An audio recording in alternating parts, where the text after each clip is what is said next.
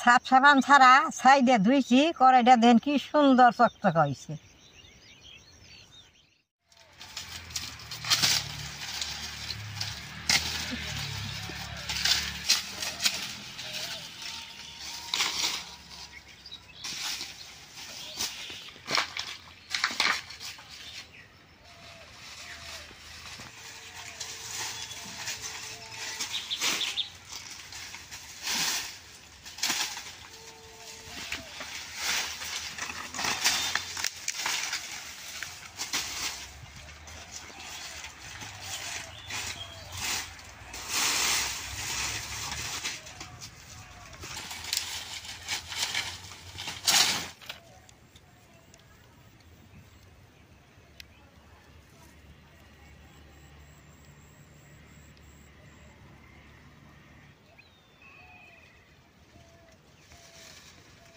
দাদা ভাই দিদি ভাই নমস্কার। আগের দিনে তো সাপ সাবান আসাল্লা, তাহলে আমরা কাহি বাটি থাল বাসন কি দিয়ে দুমু, তাহলে এই ঘরোয়া বস্তু দিয়ে আমরা বানিয়ে নিয়েছি। কলার ডাইগা, নিম গাছের পাতা, নিমু গাছের পাতা ওগুলো দিয়ে বানিয়ে বাসনগুলো ধুইছি, সুন্দর চকচকা থাকছে। অহন আমরা সেইভাবেই কাম করি। বাসন ধোয়া বস্তুটা কীভাবে বানামু ঘরোয়া বস্তু দিয়ে আপনারা দেখেন, একটা বস্তুও নাগবো না, সব এই বানিয়ে দিয়ে পারবো। আমি 3টা বস্তু নিয়েছি। 3টা বস্তুর কি গুণ আমি কই। এই কলা পাতাটা হইলো খার, এই নিমু পাতাটা হইলো বাসন দিয়া থইলে সুন্দর, বাসন দিয়া নিমু নিমু বাসনা আহে।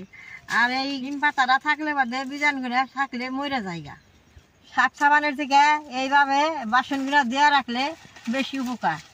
এই 3টা বস্তু এখন আমি এক নগে পুইরা নেবো। পুরবার নিকে আমি চুলা নিয়েছি, চুলার মধ্যে অন্য ছায়াটাও নাই, এই চুলার মধ্যে আমি পুরুম। চুলার মধ্যে না পুরলে এমনি বাইরেও যদি আগুন তাপিয়া পুরেন তাহলে পুড়ে নিয়ে পারবেন।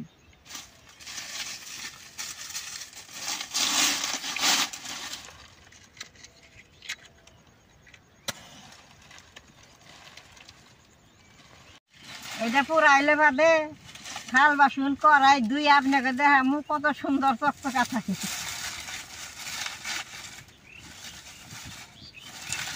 আসামের মানুষ এই কলার জায়গাটা পুইরা ছাই বানায়, সেই ছাইটা দিয়ে খার বানায়। এই ছাইটা ভিজিয়ে থয়, ভিজিয়েছিলে নাল জল বেরোয়, সেইটা তরকারির মধ্যে ফুটা দিয়ে আসামেরা খায়। ওই খারটা তরকারির মধ্যে দিলে, মাংস তরকারি দিলে সুন্দর মাংসটা নরম হয়, ওই গতিকে আসামেরা খারটা দিয়ে খায়।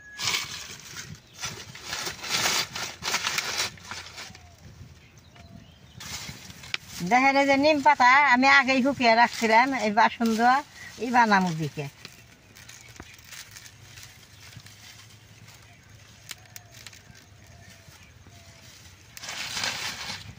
আমরা আগের থেকে এরকম করে বাসন ধোয়া এই বানিয়ে রাখি।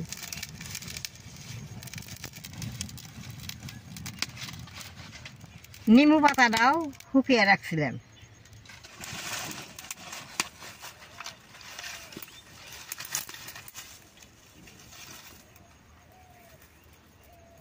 নিম পাতাটা পুড়তাছে, বেশ সুন্দর বাসনা বেরিয়েছে। আর এই যে নিম পাতাটা পোড়া দিছে, এটা দকা দকা একটা গন্ধ বেরিয়েছে। আগের দিনে তো খুব অভাব চাল, আমরা শোলে সাবান দিবারই পাই নাই কে, আর থাল বাসন দুমুখী দিয়ে আমরা সারাদিন কাম করছি। হাজিরা আমাকে 2 টাকা করে দিছে, অন্ত কত হাজিরা হয়েছে। খুব অভাব চাল, আমরা গেছু খুঁইটা বাইজা খিচুড়ি খাইছি, ডাল খাইছি, হালু তুলে হালু খাইছি। ব্যবসা মেশা দিনে এত বাবা চাল। তারপরে বাথরুমে বাঁশের চালাইছিল, সেই চাল আমরা হুড়াই না, সেই চাল ডেকিতে পারিয়ে রান্না করে খাইছি।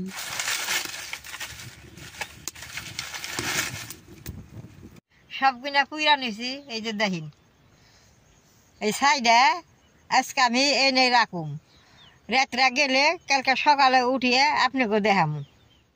দাদা ভাই দিদি ভাই, কালকে পুইরা থেকে গেছিলাম, আজকে আমি চুলার থেকে ছাই দিয়ে উঠিয়ে নেব।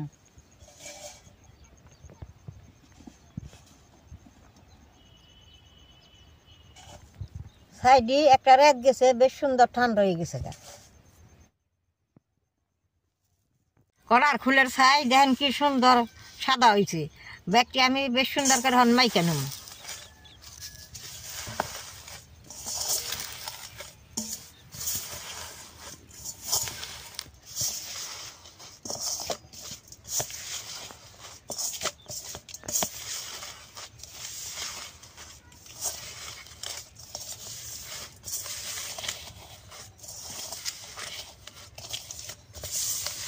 সুন্দর করে যে মাইকা নিছি।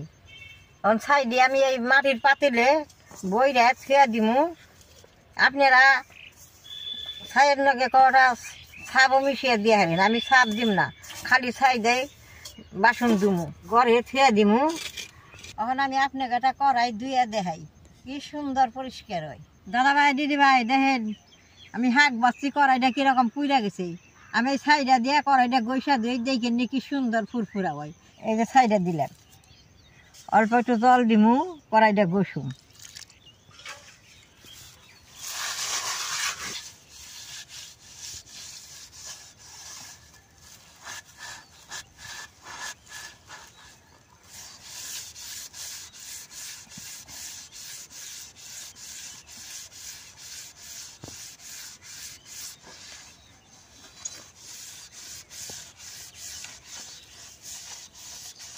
এরকম করে আমি আমার ভিডিও করা থাল বাসন সব আমি ছাইডে ধুই, আমি মাইডে ধুই দেখেন নি কি সুন্দর হয়। আর আগের থেকে কড়াইটা আমরা ছাইডে দিয়ে রাখি দেখে কড়াইটা আমার চকচকা থাকে।